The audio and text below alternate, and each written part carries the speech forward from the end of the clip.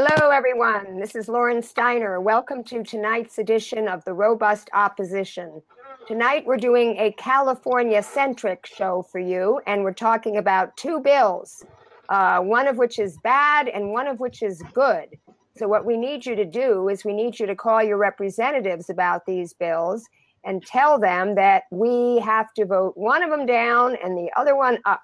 We have two guests to talk about the first bill. We have Eric Brooks, and we have Adam Scow. And I'm bringing them both in right now, and they're both up in San Francisco. So who wants to talk about the first bill? Let's go with you, Eric. Why don't you tell us about this bill that we're dubbing worse than the Enron situation, a bill to regionalize and privatize the electric grid in California? Yeah, it sucks, to put it in two words. And the bill number is AB 813. That stands for Assembly Bill 813. And it is it's a hijack of our electricity grid. Basically, what's going on is that the coal industry wants to get back into California. There's a corporation called Berkshire Hathaway, who many of you probably know is owned and run by Warren Buffett and others, but mainly Warren Buffett, who's supposed to be our nice grandfather. But actually, one of Berkshire Hathaway's biggest products is coal electricity. And Warren Buffett and his corporation have done things like gone to the state of Nevada to try to undermine their ability to put up rooftop solar panels. Luckily, they didn't get away with it. They've tried that kind of thing in other states. In California, their attack is AB 813. And what it will do is take California's nonprofit electricity grid operator, which is called CalISO, and it will make that nonprofit state grid part of a regional private grid. And guess who the biggest corporation is that runs that regional Western United States private grid? Berkshire Hathaway, Warren Buffett. And their intention is to make it possible to get their coal electricity back into California. A lot of people probably know that, except for in the city of LA, we have gotten rid of coal electricity in California. Well, Warren Buffett doesn't like that. He wants to sell coal electricity back into California. And the way they're going to try to do that is take over the grid. And it's not just coal, it's also natural gas and other fossil fuels. So that's not even the worst part. The worst part is that once California's nonprofit state grid becomes part of a regional Western private grid, because it's a regional grid and not a state grid, that gets rid of our states' rights, and that puts our California electricity grid under the control of Donald Trump and his Federal Energy Regulatory Commission. So Donald Trump will control our electricity grid if AB 813 passes. Not a good plan. What do you have to say about this, Adam? Your organization is Food and Water Watch. I'm sure you've been one of the lead environmental organizations fighting this. Do you have anything to add to talk about how bad this is going to be? Yeah, well, we're very concerned about losing control of our energy future. We know if we're going to survive climate change, we have to get off of fossil fuels. That's what science tells us. That's what we can see before our eyes unfolding in California and around the world. And to be able to do that, we're going to have control of our grid and be able to mandate truly renewable energies on that grid as we rapidly phase out coal and gas. And this bill, AB 813, takes us in the opposite direction. It gets rid of that control. As Eric mentioned, we're only one state in many states around the West, merging with dirty energy states like Wyoming and Montana, which are two of the biggest coal states in the country. We're already importing a lot of fracked gas from Colorado and New Mexico. And this bill, if it goes through, will keep us stuck on these dirty forms of energy. So it's a very dangerous bill. It needs to be defeated. It is going to the Senate Energy Committee next week, next Tuesday on June 19th. And we need to stop this bill as soon before it passes the legislature. Now, let me ask you both about who sponsored this bill. Is this bill originating in the state Senate, or did it originate in the state assembly? Assembly. It's Assembly member Chris Holden from Pasadena in the LA area. Now, so did it pass the assembly? Has it gone through all the committees in the assembly now? Yeah, it's a 2-year bill. So it started last year.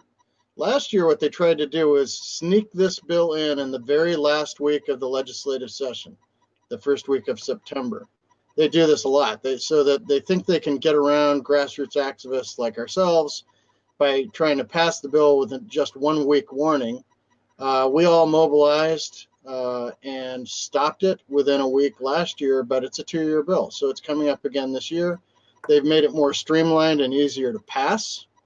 So we've got our hands full. We've got some more allies this time in the labor unions that often side against us on things like this, but this time they're with us. And so we've got a good shot at killing this thing, but we need everybody to mobilize to make sure that we do kill it. Okay, so does it have a spot? See, this is one thing I'm not sure of. Does it have to have a sponsor in the Senate, or is it Holden's bill that just happens to be being heard in the Senate? It has to have a floor jockey. And last year, I don't believe it got one. We'll have to see. There will need to be a senator that will carry the bill. Every once in a while, we've been able to stop bills by making them so toxic that no senator wants to touch them. But I don't think that's going to happen this time. So is this the first committee that it's being heard in the state Senate, Adam? Yes, and the bill now has 2 Senate co-sponsors, one Bob Wachowski from the South Bay and the Bay Area, and most recently and most concerning, Henry Stern from the San Fernando Valley is now a co-author on the bill. Oh, this is outrageous. Okay, let's give a little bit of backstory about Henry Stern, because Henry Stern took over from Fran Pavley. He was her handpicked successor. He was a legislative aide to her, a policy aide. And people who've watched my show know that I fought her bill, SB 4, which was a fracking regulatory bill, I'm putting in air quotes, that actually did nothing to regulate fracking, and many would say caused unregulated fracking during the 2 years that the study was being done. Like we needed another study to find out that fracking was bad. Anyway, Henry Stern took over her seat, and Food and Water Watch and the folks at Aliso Canyon were very successful in getting him to author a bill. I think it was SB 57 last year, to basically say that Aliso Canyon should not be reopened until the root cause of the gas leak. You remember, this was the largest gas leak in the United States history. It leaked for 4 months, and thousands of families had to be evacuated, and they're still having health problems. Well, that bill went down to defeat, but he was considered a champion.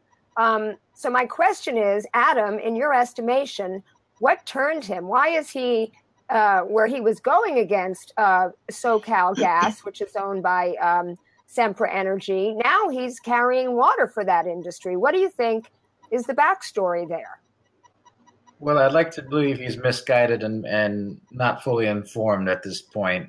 But there is an enormous amount of pressure in Sacramento to push this what's called grid regionalization forward, AB 13.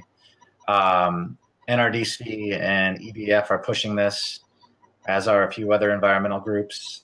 Where does the Sierra Club stand on it? Sierra Club is against the bill, which is a very good sign. And they've spent a lot of money trying to push this grid thing forward, selling it as a boon for renewables.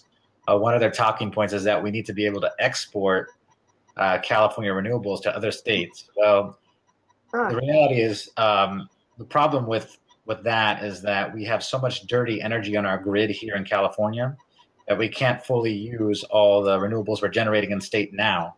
Our renewables are currently capped by all this dirty fracked gas, and instead of mandating that we phase that out, here comes corporate marketeers with another market solution, similar to energy deregulation in the 1990s, saying, oh, well, let's just open up the market Let's have energy trading throughout the West, and that'll just magically solve the problems. Oh Well, my God. Can you please describe what happened with Enron? Because this is, I can't believe, George Santayana says that those that don't understand history are condemned to repeat it. I can't believe you're telling me this story again. Explain to the people what the Enron scheme was all about and how that blew up. It basically caused the recall of Gray Davis, the governor. Yeah, well, back in the mid 90s, in many states, I think it was 15, 20 states, an attempt was made to do what's called deregulation of the electricity grid. And what deregulation meant, the way they were handling it, was dividing generating energy from delivering energy over wires. And they convinced some environmental groups and others that it would be a great idea to do this, to make it so that what's delivered over the wires is still delivered by your monopoly utility, like PG&E, SDG&E, or Southern California Edison. But that when energy was generated, that would be a quote unquote free market. And I would guess that most of your viewers know that there's no such thing as a free market. And not only was this not a free market, it was a gamed market. Enron and PG&E, other corporations, set us up to get gouged. And so they separated the generation from the wires. They told environmental groups, they suckered a lot of environmental groups in by telling them, oh, once you are able to choose which generator you get your electricity from, you will be able to buy clean energy. And the problem with that was that it would be individual consumers reaching out to individual generators of electricity trying to buy their clean energy. And they would not be able to compete against the big monopolies that deliver energy in big amounts. So that plan was doomed to fail from the beginning. But it was passed anyway because the environmental groups got suckered into supporting it. Then what happened next is that Enron and utilities like PG&E scammed the system. They artificially reduced the supply of electricity by turning power plants off when they didn't need to be turned off, saying it was from maintenance. And they created much higher energy prices that just went to the moon. Enron made out like bandits. PG&E made out like bandits on this. PG&E ended up had to go bankrupt and got stuck for tens of billions of dollars, which of course the customers ended up getting stuck for that. So it was just a mess. And this is what happens when you take, your nonprofit and your community energy systems and you turn them over to the quote unquote free market and private enterprise. And especially when somebody as voracious as Berkshire Hathaway's Warren Buffett is sitting on the sidelines, sharpening his teeth to get to our electricity grid, that makes the Enron scandal look like a child's tea party in comparison, and we must not let it happen. Yeah, well, Berkshire Hathaway and Warren Buffett, also owns Burlington Northern Railroad, and they basically in the railroad cars take all this fracked gas and tar sands oil and ship it around the country. So that's whether we stop the pipelines or not, this oil is still getting to market. And the oil trains are actually some of the worst. We call them bomb trains because in Lac-Mégantic, Quebec, it actually blew up and vaporized an entire town, killing something like 42 people, if I remember correctly. And we've been pretty successful, local communities, in stopping some of these bomb trains here in California. And we've also been pretty successful getting fracking bans. Food and Water Watch has been the lead organizer in some of those fracking bans. And, I've worked with you, Eric, on community choice energy programs, which is an alternative to these corporations. So, Adam, what's the plan for defeating this, and what do people need to do? People need to get in touch with their senators now, regardless of where they live in California, and tell them that they want them to vote no on AB 813. And we'll be posting, if there's an action alert not already there, on our website and on our Facebook page, so stay tuned for that. We also have an op-ed on our Facebook page that we published in the San Francisco Chronicle, authored by our executive director, Winona Howder, who talks about these issues in a very concise way. People need to get in touch with their senators now, saying they want them to vote no on AB 813. In particular, if they live in Henry Stern's district, if you live in Nancy Skinner's district, if you live in Mark McGuire's district in Sonoma County. Bob Hertzberg is a key vote on this committee as well, also in LA. And San Diego, they have the Senate leader now, Tony Atkins, who will be a big player in all of this. They knew they'd be hearing from their constituents loudly and clearly that they expect them to vote no on AB 813. I left a link in the chat. That link is to a document that shows people all the senators on the Energy Committee where this is going on the 19th. The link that I gave you has all their names. It has the aides that handle energy, and it has the aides' emails, and that's how you contact these politicians, is get a hold of the aide. Email the aide that is in charge of energy for that, and that's what that document will give folks. And when you email them your comments, then you can even, I've given the number of all those offices. They can just call that office and call and ask to speak to that aide and say, I want to talk to you about this bill. And it's especially important for organizations to do this. The more organizations we have on board, the better. And that probably gets us to the fact that Food and Water Watch has a sign-on letter that any of you out there who has any small local organization all the way up to an international organization that can sign on to this should do so at Food and Water Watch's site. So I just wanted to mention, before we go on to some other environmental issues that you guys are working on, I think it's important for people to understand that NRDC is not a real environmental organization, and either is the Environmental Defense Fund. They are constantly siding with industry. And they're always talking about these public-private partnerships. EDF is probably the worst one in that. NRDC does sometimes come out on the good side of some of our issues. But what do you make of their supporting this? Either one of you can jump in on this. They get money from corporations. You have to ask them in terms of what's in it for them. But, I mean, they are very, I think, geared towards working with corporations as they stand now. And that's a big difference between those two groups and other groups. There's a wide spectrum of politics within the environmental community. And they don't challenge corporate power for the most part, especially when it comes to climate policy.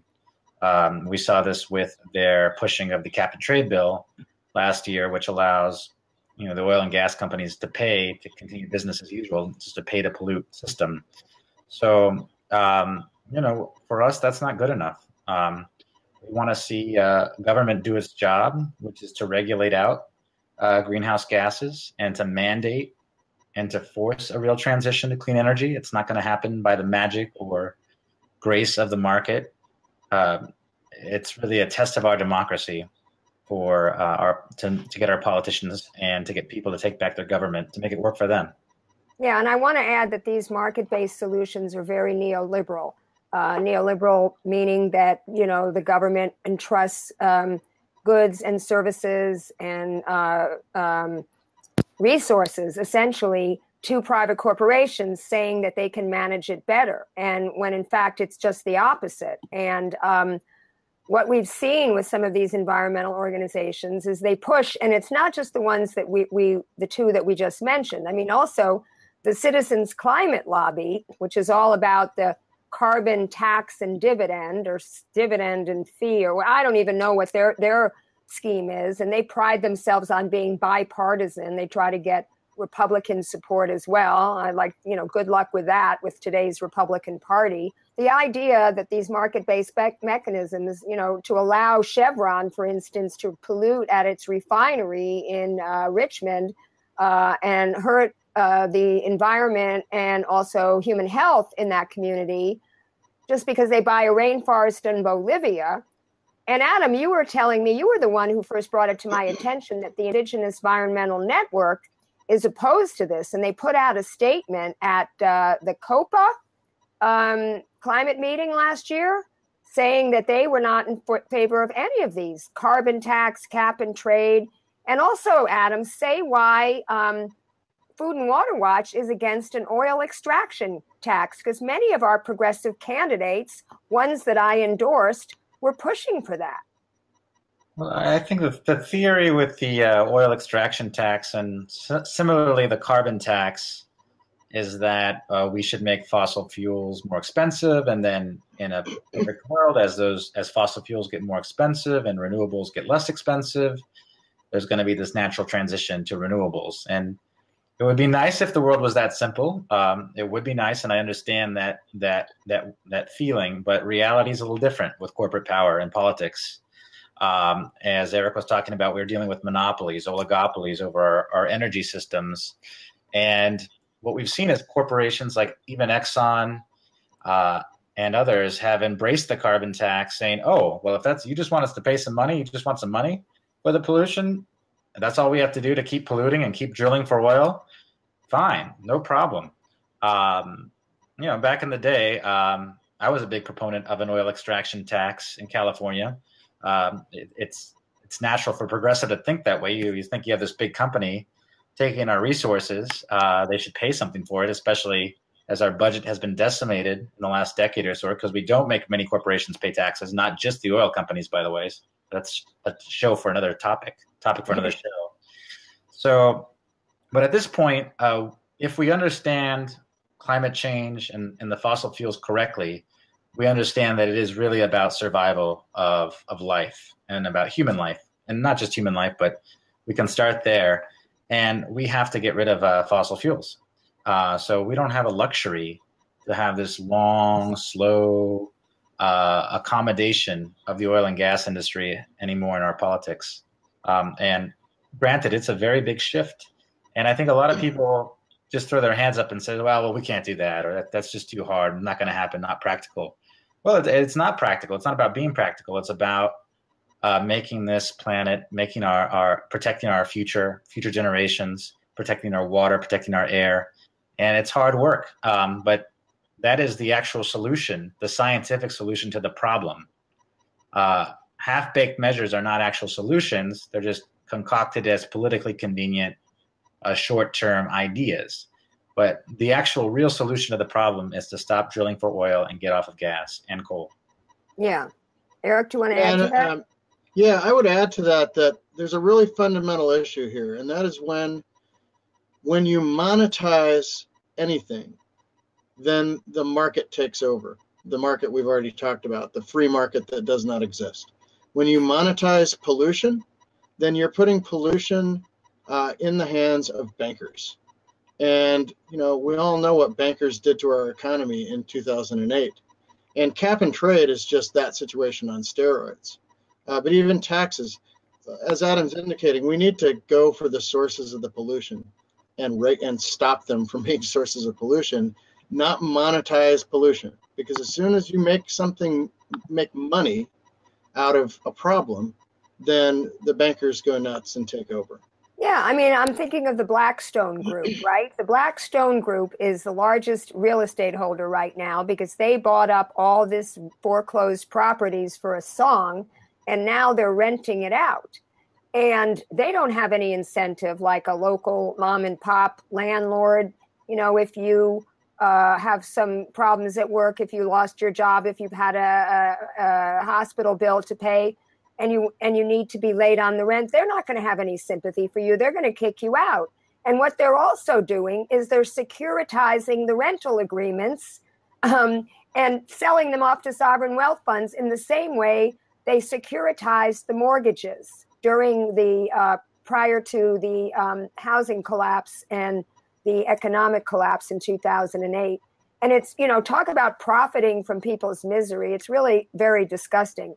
But let's change to something positive because, Eric, you're working on community choice energy systems. And since I first met you several years ago, there have been a lot more communities that have joined on. Why don't you tell the viewers what community choice energy is and how many communities in California now have that option. I want to reel back to something we talked about a little while back, just to give people a good way to find information on environmental groups. So if you want to look up an environmental group and see whether it's for real or problematic, you can go to SourceWatch. I think it's sourcewatch.org, but if you look up SourceWatch as one word in your browser, you'll find SourceWatch. And then you just put the name of the organization into there to SourceWatch, and you can read a history of whether it's good or bad, and the bad things it's done, the good things it's done. So community choice energy. So we talked about the deregulation scandal back in the mid-90s and how they separated generating energy from delivering energy over electricity wires. So that ended up being a bad thing. It ended up being a crisis, as you said. It ended up triggering myself and a lot of other organizers to organize to get rid of Governor Gray Davis, because he's the one that helped sold us down the river on that. But it also gave us an opportunity. Now that you've separated the energy from the wires, a guy named Paul Fenn decided, well, why don't we make it a law that not just the big utility companies buying energy can choose where the generation happens, not just individual consumers, but let's make it so that communities, under this new division of generation and delivery, communities can decide who generates their energy, and communities can decide to generate it themselves, which is the most important reason for community choice. The community choice law passed in 2002. For any of you political geeks out there, you can look it up. It's AB 117 was the law in 2002. And so what this does is it leaves the deregulation in place, and it makes it so that any community can form what's called a community choice program, and then they can decide who generates their energy. So they stop buying the energy itself through their utility, like PG&E or Southern California Edison or San Diego Gas and Electric, and they start buying it themselves as a community. So that does two things. One, it makes your energy supply partly nonprofit because you're no longer paying a utility to buy the energy. And it also allows you to decide exactly what your energy sources are. And across the state, there are now over a dozen of these community choice programs, and there are going to be scores of them soon. Within the next 5 years, it's predicted that over 60% of our energy supply will be bought by these community programs. And it enables you to buy energy from any place you want, and that means renewables. And most importantly, it enables you to build local clean energy efficiency programs, battery storage, which is now competitive with even the price of coal. Solar is now competitive with the price of coal. So it allows your community to switch from getting electricity through big monopoly utilities who have an interest in continuing on fossil fuel and actually getting to renewables a lot faster. And in all the communities where we're doing this, the customers are getting less expensive energy that's more clean, more renewable, greener, less greenhouse gas emissions than the traditional utilities like PG&E, Southern California Edison, and San Diego Gas and Electric. Now, can you tell the viewers where the communities, so they know if they have it in their community, and also where we're fighting to get it so that they can help in the fight? To be honest, it's hard to keep track because there are so many of them. There is a group called LEAN, L-E-A-N, and I forget, they have kind of a long website name, but if you look up LEAN and Community Choice, you'll find their site, and they've actually got a map. And you can look at a map of where the current communities are that have community choice, and where the ones that are exploring it are, and the ones that are about to start up. I know many of them, but I would just be tossing them off the top of my head. There are some that are getting off the ground in the San Diego area, although San Diego itself hasn't gone forward yet. San Francisco, Marin County, Contra Costa County, Alameda County, San Mateo County, the whole peninsula up there. Alameda County is getting ready to do it. So these things, there's so many of these things I can't even remember them all. But that's the situation. This is going gangbusters. There's a problem though. There's a little bit of a problem, and people need to be aware of it. And that is, once we get most of the state in these community choice programs, if they are not building local clean energy, then there's going to be too much demand on clean energy and not enough supply. So once these programs get off the ground in your community, it's very important that you become an active citizen for your community choice program and push for local installation of local renewables, efficiency, battery storage, demand response, all the things that go into a clean energy garden is what I like to describe it as. Yeah. Now, do you guys have a toolkit for people? So, because you just said a lot of names, and I'm sure terms that a lot of people aren't familiar with. It would be nice to have a little handy, one sheet on what they need to be asking for. We do not. Californians for Energy Choice really focuses. Our laser focus is Sacramento and pushing against bad bills and pushing for good bills. But there is a really good group called Local Clean Energy Alliance. Local Clean Energy Alliance. I think that's localcleanenergy.org. And if you go to their site, you have to fish around a little bit, but you will find the kind of guidelines you're looking for. How to start a good local community choice program that does local renewables. localcleanenergyalliance.org. So I want to thank you both for being on, and I do need to talk to my viewers about another bill that they have to support, and they have to make sure it does not get watered down, and that's California's net neutrality bill. So thank you very much. Thanks, Lauren. Bye-bye. Thanks for having us on. Take care. Okay, so this is the bill that I want you to be in favor of, and this is SB 822, which is Scott Wiener's bill. It's actually his good bill. He had a terrible bill, AB 827, which would have killed local zoning and would have had all this density around transit stops, which it sounds like a good idea, but trust me, the big real estate developers and Silicon Valley millionaires were behind this idea. We killed that bill, but his good bill is SB 822, which is a net neutrality bill. For those of you who have been following net neutrality, today it was repealed by the Trump administration. And do not worry, the Congress is still trying to have a CRA, Congressional Resolution Act, to overturn it. And we're still looking for people to sign on to that. And also there are going to be some lawsuits. So you're not going to see all the throttling and the prioritization and everything that we're worried about starting right away. But what we have here in California is a bill that's even stronger than the federal act that was repealed, the federal rules. And that's Scott Wiener's bill. And it managed to go all the way through the Senate without any substantial amendments, which is amazing. However, the Senate is the more liberal or progressive body. The Assembly is the more moderate or conservative body. So right now it is in the Communications and Conveyance Committee in the Assembly with a hearing scheduled for next week. So we need to flood the committee members' phone lines with calls demanding that the bill not be allowed to die or be watered down. And I'm going to just briefly list the names. I will put this in the comments just so you know who the people are in that committee. Miguel Santiago is the chair. Jay Obernolte is the vice chair. Rob Bonta, Sabrina Cervantes, Eduardo Garcia, Chris Holden, the guy who's sponsored this horrible bill that we're trying to kill, AB 813.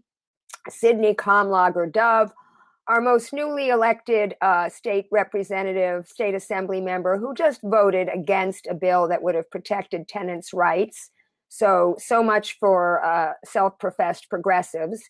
Evan Lowe, Brian Mayenshine, Devin Mathis, Jim Patterson, Sharon Quirk Silva, and Freddie Rodriguez. And we're also asking that you call your individual assembly members and ask them to support and co-sponsor this bill. So we've got a lot of stuff on our plates. The California legislative season is, going to be winding down at the end of August, and I will be back informing you of more bills that we need to support and more bills that we need to kill.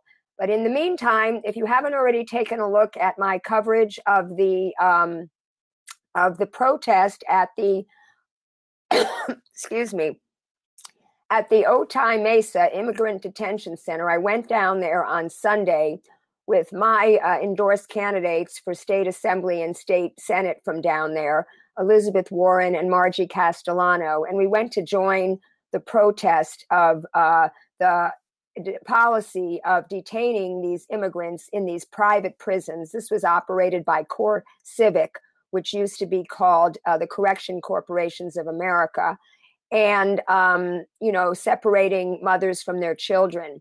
And I actually was featured in a photo and a little video that the San Diego Union Tribune did, because I went off the path of the protest. I went through the barricades and I approached the guards, two of whom were women, and I said to them, "Are you a mother? Are you mothers? How do you feel about this? How would you feel if somebody did this, separated you and your child?"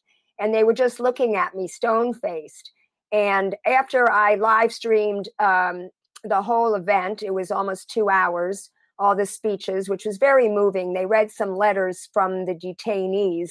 And as a matter of fact, one detainee even got on his cell phone and they amplified what he was saying to the entire crowd. There must have been about 200 people there.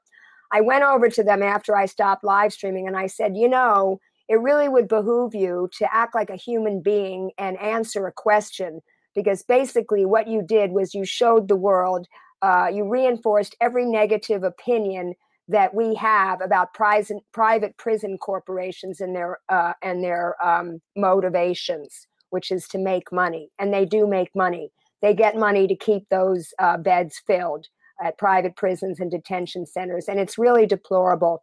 Right now, I'm looking to get two really important guests on my show to discuss this. We're just working out a mutually convenient time.